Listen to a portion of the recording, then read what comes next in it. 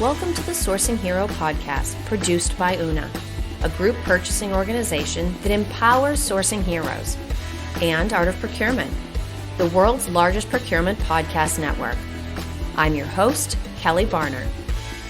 The goal of the Sourcing Hero podcast is to capture the epic stories of people who are rising up and beating the odds to create exceptional value within procurement, directly from those heroes themselves. Today, my guest here on the Sourcing Hero podcast is Kris Lance. Kris is a senior director at Una, a group purchasing organization that very nicely provides the Sourcing Hero its home. Kris joins me every month to tackle a current news story or trending topic of interest from his own point of view. Hi, Kris. Thank you so much for being back for this month's episode of the Sourcing Hero podcast. Always a treat. Happy to be here, Kelly. And this is also officially the last episode of 2023. I can't even believe it. Like 5 minutes ago or 5 years ago, depending on your perspective, it was the first episode of 2023. I'm not entirely sure where the year went, but we're going to play right into that timing this year and look back and then look forward. So to get us started, Kris, what do you think is either the biggest or the most impactful or your favorite story of 2023? So that's a tough question because, I think when we were talking last month, this year it's been a blur, and there's been so many massive topics. I would argue you could pick the top 10 in any, I'll say, normal year. Those would have been a headline that would run the whole year, but it's almost every week, every other week, every month, there's just something massive. So I was on the fence with Chat GPT, I think we had talked about before, just because it's tied into everything and it's so massive. But the biggest one I'll have to say for me personally is the state of the border for the United States. Reason I think that jumps out to me so much, just as my knee-jerk reaction, is that it just boils down to just basic national security. And again, if you look at any of the other headlines, whether it's the Middle East or Eastern Europe, or potentially even other conversations, with China and Taiwan and different things like that, I believe that's a weak point for us. So when you step back and you look at, we're not at the border crisis. We're not talking thousands. We're talking millions of people have now entered the United States. I think we touched on it in the past, Kelly, the part that's, I don't want to say the most concerning, but it just really makes me scratch my head. But it's well, how are those people, how are those individuals getting here, right? And when you really do your research and find out, they're getting here on tax dollars. They're getting here through the UN. They're getting here through, it's not on their own 2 feet. And so what that's meant, for citizens, well, just use the state of New York, for example. I think they've spent either at or over right around $2 billion to support asylum seekers. And then I think it was just a handful of weeks ago, they're saying, we need money. There's a state of emergency. We need money from the federal government. And so, but why isn't that going to citizens? Why isn't that going to veterans? And then, I don't want to go to a dark place, but we've touched on this too this year, I think, Kelly, but who is actually entering the border, right? I think, we did touch on this, but there's a lot of fighting age males. It's not necessarily just, families. There are families, there are people who are looking to improve their lives. But the reality is we're seeing fighting age males by the thousands on a weekly and daily basis entering the country. And so to me, that's why I think it's been the big story, because of all those factors and the potential impacts, but also the fact that it's not slowing down. It's actually gaining speed. I was watching, I don't know, if this, I almost thought it was parody, but they were saying that there's potential for I guess they're weighing the options of, well, hey, what if we allow these immigrants, the illegal immigrants, to continue coming into the country, and if they join the military, maybe we can grant them citizenship. And I'm what is going on? And so when I say it's gaining more momentum, there's a big disconnect, I think, from the state level and what the public is seeking and wanting versus what's actually happening. And so there was a bill, I think it's HB 3596. I'm not sure because it's happened in the past, where Texas has essentially said, we might look at breaking away. But what's wild to me, Kelly, and I don't know that this has ever happened, I'll have to check in history, but I think they held a vote, they as in Texas, held a vote in November, and they actually now have enough signatures to force the GOP to actually ask about secession on the state's primary ballots. Oh my gosh. Well, that's scary. Is it not? Because then you think, all right, well, who else is being impacted? You got Arizona, Louisiana. And so it's like, where is this actually heading? So for me, it's just a massive, I don't want to say story. It's a massive event that is still ongoing. And it's one that I'm watching very closely. Well, and it's interesting too, because obviously all of this impacts the system as a whole. But even if we take a tiny little piece just so that our heads don't explode, there's an enormous impact from a supply chain perspective, Oh, yeah. right? Because all of these entry points are also where all of the goods are coming through. And I think a lot of people are concerned. Another major story from this year is the spotlight that was shown back on the travesty of human smuggling. Oh, yes. And so the more volume, the more chaos, the more confusion, the more administration you have going on, we know there are people slipping through. Some of those cases turn out tragic, right? That's an issue. But then if Texas were to succeed, and Kris, I'm knocking on wood because we've had enough. Like last couple of years, enough change. But if they were to secede, think about all of the business changes. Businesses like Tesla, even, that have moved operations to Texas. They have their own electrical grid. So from an infrastructure standpoint, they're probably better positioned than many states to even make a credible threat of making that move. But it would certainly have an impact along the lines of Brexit, where even though Texas is geographically contiguous to the United States, whereas the UK had the channel in between, economically, we've been so integrated for so long that trying to pull that out of US-based contracts and systems and supply chains is just complicated on a level that I can't even start to wrap my head around. So I think you're absolutely right. Major story from this year, major story that we are going to continue looking at next year. And on the topic of people, when I look back at 2023, the word that comes to my mind is unions. It was fascinating what we saw from unions this year, because we saw Teamsters get very colorful negotiating with UPS. We saw them potentially, if indirectly, bring down yellow freight. We know FedEx isn't unionized, but there's things going on there. And then, of course, we got to watch the difference in tone between how Sean O'Brien and the Teamsters, or the auto workers union, approached the auto manufacturers.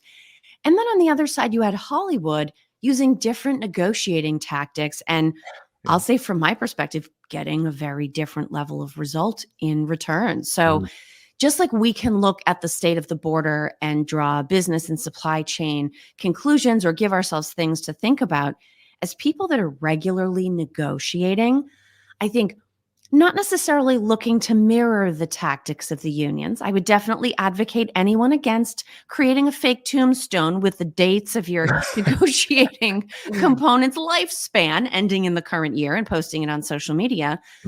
But just thinking about, what's the total cost? What can you truly get if you prolong the negotiation? Really taking a bigger picture perspective and leveraging public sentiment where appropriate. A lot of people in this listening audience do work for consumer-facing companies, and having a tab on that pulse of the people is incredibly important for things even that seem very internal, that procurement and sourcing and supply chain professionals do. So that's my big takeaway from the year. I'll give you a chance to sound off on that, and then I'll actually let you hold the mic, Kris, to tell us what you're looking forward to in 2024.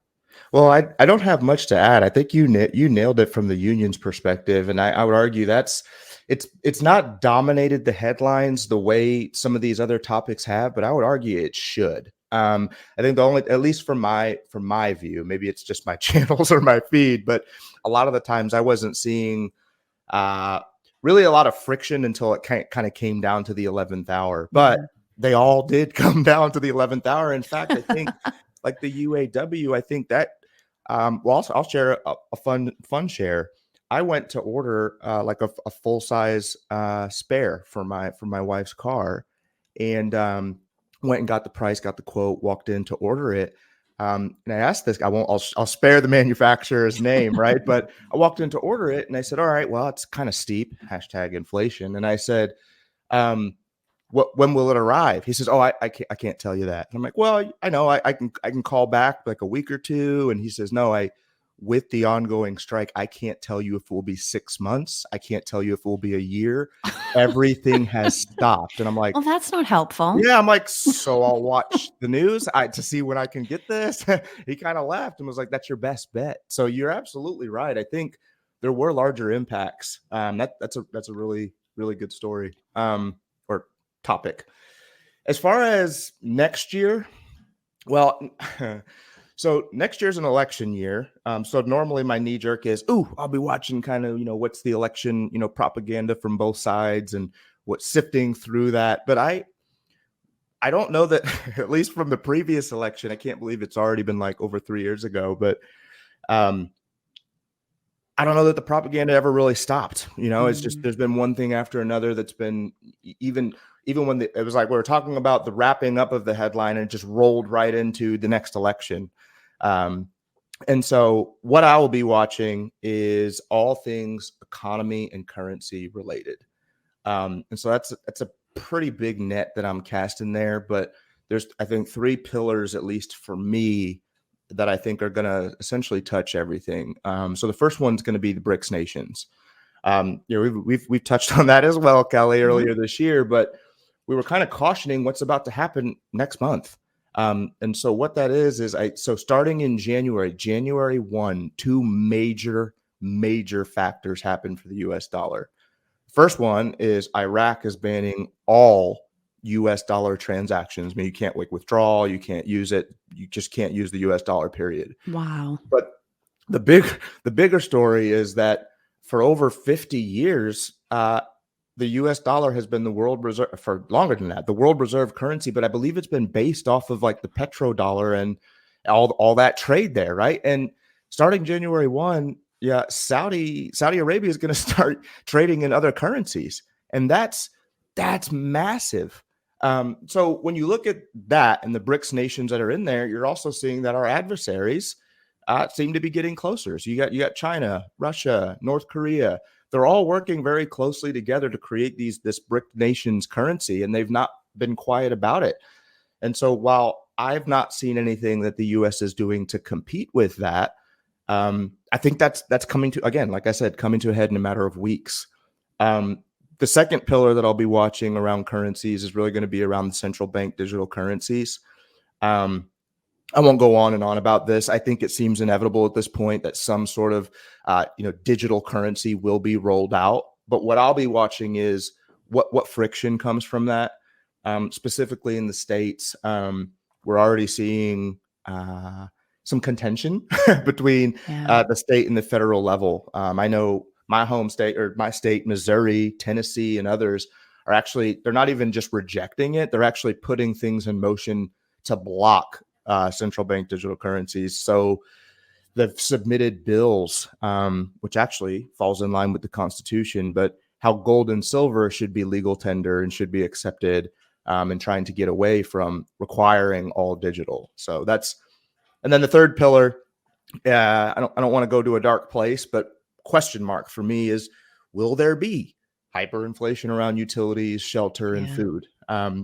Depending on which news channel you watch, right?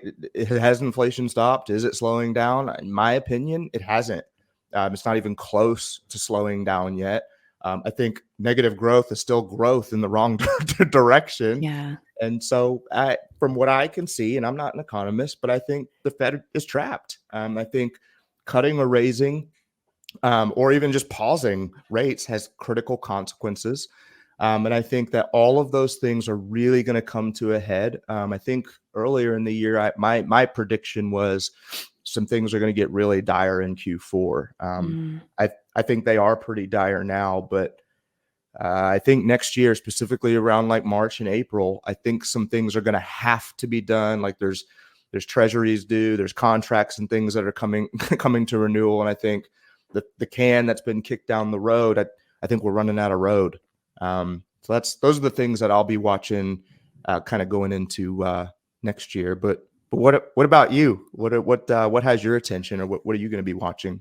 Well, first, I just have to say, Yeah. I'm listening to you talking about 2024, and I've got a visual forming in my head. So let me see if I can do Mhm. this visual justice. Here's what I think I hear you saying. Okay. For anybody that's roughly my age or grow up watching sort of classic holiday specials, I'm thinking about like the Rankin Bass sort of like claymation puppet Yeah, yeah, animation yeah. things where you've got the stately older gentleman with the long beard and the white robe as the outgoing year. And then you've got cute little baby New Year in the diaper with the sash and the black top hat, right? And in the one hands the mantle from the one year to the other. Uh-huh. It sounds like in 2024, baby New Year is going to turn back to Mr. Departing 2023 and say, "Hold my beer." Yeah, I think that's I think so. that's my visual that I'm getting from what you're describing. Um, and I think my thinking is very much in line with yours. And I think it's natural this time of year to think big picture, right? You can't say, oh, Mhm. the price of something is going to be X in 90 days. That's not the level we tend to focus on in these conversations. Right. But when you think about how the work that corporate purchasing and supply chain departments are doing intersects with the political landscape, like it or not, I think we have to have our feelers out for what's real, what's, as you said, propaganda or political cannon fodder. Mhm. And I think we saw an early example of that just recently. The White House rolled out their Council on Supply Chain Resilience, which I was fascinated by. I Mhm. love it. Anytime supply chain is in the headlines, I don't care blue or red. I want us in the headlines. Yeah, toot toot. Yep. When you look at the list of who's on the council, they literally are just asking the Secretary of Education to leave the room. Boom, council. It's literally the exact same people minus the Secretary of Education. So that was a bit of a, Yeah. deflation moment. Okay, not the news I was hoping it was going to be. And I think we have to watch China, not just for what they might be doing militarily or in terms of funding in some of these hotspots internationally, but aggression towards Taiwan. I mean, we've had the CHIPS Act, but it's going to take time for that to take effect and for the benefits to start rolling in. Mhm. If we lose Taiwan or if that connection starts getting dodgy anytime inside the next 5 years, most companies and industries in the United States, and in fact, the Western world, have a major problem on their hands. Mhm. So, watching geopolitics for things like that, certainly dynamics around fuel, as you mentioned, currency and liquidity. Um, and then the economy in general, I'm hearing early signs. I recently talked to Chris from the Hackett Group, and Yeah. he's saying 2024, we're back to cost first procurement. Mhm. And it doesn't mean that sustainability is not still important or any of the other things covered in ESG, certainly value and innovation, competitive advantage, but we're going back to basics, back to fundamentals. And I think after spending the last 3, almost 4 years thinking about business continuity and supply assurance, to have to start getting back into that mindset of yes, partnership and having stuff show up, but what are we paying for it? What is the total cost of ownership? Mhm. Thinking about circular economy and reverse logistics and all of those things. We have to kind of get back to dollars and cents and keep our eye on the ball if we're going to weather all of these other storms that sounds like are coming next year. Um, Now, Yeah. given all of this complexity Mhm. and little baby New Year handing off his beer to the old guy, let's think about heroism because boy, do we need a hero Mhm. right now. And this is always where we bring these conversations to think about, okay, given the situation we find ourselves in, where is the hope? Where is the heroism? Mhm. If people listening in aspire, even if they don't want to think about being heroes, but Mhm. if they aspire to have the capacity to be heroic next year, what would you advise them to do with the next few remaining days in 2023? Well, so yeah, you're right. We are talking days. So if we're talking, if we've, I would say the first thing is go into the next year with a positive mindset. I would think there's going to be enough confusion, spin, negativity being tossed around as it is. So I would think highlighting any positives, and again, it is the holiday season, and so remembering your why, remembering what you're thankful for. Again, back to basics. The deeper or the better answer is what I would say is to have a plan B for your plan B. Um, Mm, even with my ear to the ground, I expect next year to just be full of surprises that just knock me on my heels.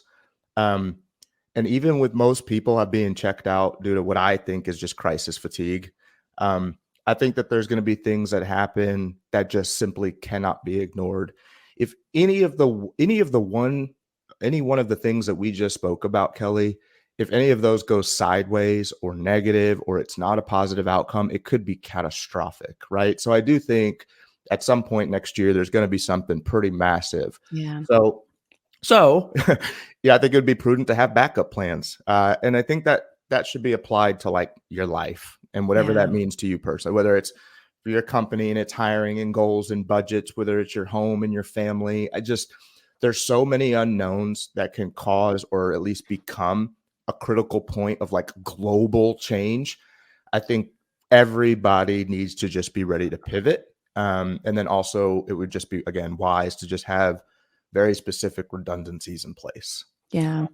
Well, and I will tell everybody who may or may not have caught the episode. We did an episode that published over the summer where we focused on sort of the combination of mental and physical health. And your advice in that episode was to take cold showers. So I will say, silver lining, I'm so grateful that your recommendation to be ready for 2024 is not to start taking cold showers, because I just have to like punch my card and clock out. Like, Yeah, it's sorry, not happening. can't do it if that's a if that's your requirement. Yeah. But I love your point about having a plan B for your plan B. Mhm. And I think it's interesting to think about, okay, why is that not a plan C? Right? Because it means you've already started down the road of plan B, which means you've had to reorient what is the landscape if you've gone Yes. to plan B, and then making changes to that. To me, now we're talking 4D chess. Yes. Now you're talking about thinking through not just, okay, if I back up because plan A and B didn't work, what would plan C have been? No, now we're down a road. Right. And so, what are the pros and cons to plans, A through L, depending on how many plans you have? Yeah. I really do think having those conversations and even just knowing what's unknown may end up being an enormous advantage, because we know there will be surprises. There are always surprises, and Mhm. some surprises are good. I mean, Chat GPT was a pretty cool surprise in That's true. 2023, Yeah. but there's a lot of other stuff going on too. Mhm. And so I think that's an excellent frame of mind to be in as we wrap the year. Um, Kris, if people are just meeting you in this conversation, and just so that you know, I always list our past few episodes down in the show notes. So if you are connecting with Kris and I, or finding the Sourcing Hero podcast for the first time today, just scroll down. There's a few episodes on different topics that you might be interested to listen to. But what is the best way for people to get in touch with you, Kris, or to learn more about Una? Yeah. So if it's just to get in touch with me, you can check me out on LinkedIn. It's Kris with a K, Kris Lance. Or you can send me an email if it's a question, you want to have a debate, you want to pick my brain on, Oh, on be some sure other. to record it if somebody Yeah, calls. right. Yeah, that could be fun. But you can send me an email. It's Kris at una.com. For information about the team, what we do, wonderful, wonderful people around me. Just go to una.com. You can go to About Us, see who's here, what we do, different things like that. best way to get in touch with us. Excellent, Kris. Well, thank you so much. Thank you to everybody who's listened in, either to this episode or all year long. We wish everybody the absolute best, and we will talk to you all in the new year. Sounds Take good. care, everybody. Thank you for listening to this episode of the Sourcing Hero podcast. Join us again next time for more true stories of sourcing and business heroism performed by your colleagues and peers. Look for the Sourcing Hero wherever you get your podcasts, and don't forget to subscribe. Finally, don't forget, sourcing heroism is taking place all around us every day. Keep your eyes open and you're bound to see it. Until next time, I'm your host, Kelly Barner. Stay well, and always remember that you can be a hero too.